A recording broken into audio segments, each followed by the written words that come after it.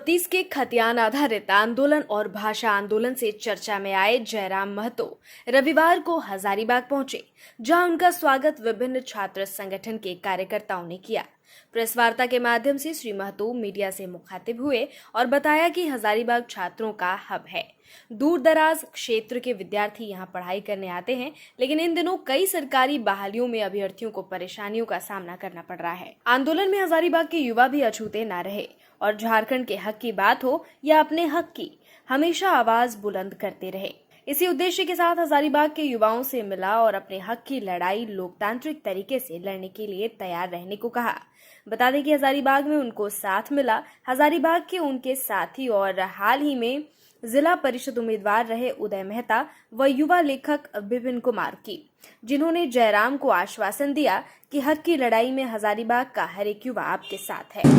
हजारीबाग आने की मुख्य वजह थी, आज जो आंदोलन धनबाद और बोकारो से स्टार्ट हुआ है, वो आंदोलन रामगढ़ रांची तक पहुंचा है, वो कोल्हान तक जा पहुंचा है और गिरिडीह के भी कुछ हिस्सों तक वो आंदोलन पहुंचा है, लेकिन हजारीबाग उससे अछूता था और उसी क्रम में आज हजारीबाग आना हुआ। चूँकि यहाँ आने का कारण और एक था छात्रों की समस्या।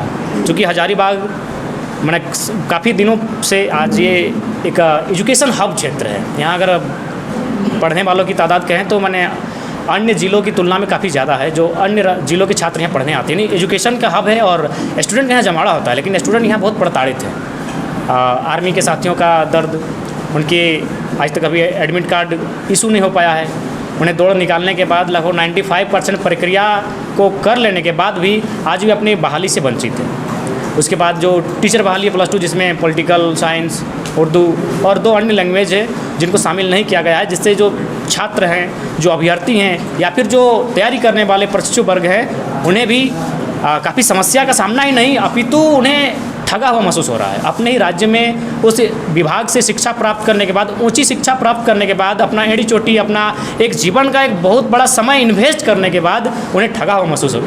तो उसी क्रम में आज हजारीबाग आना हुआ।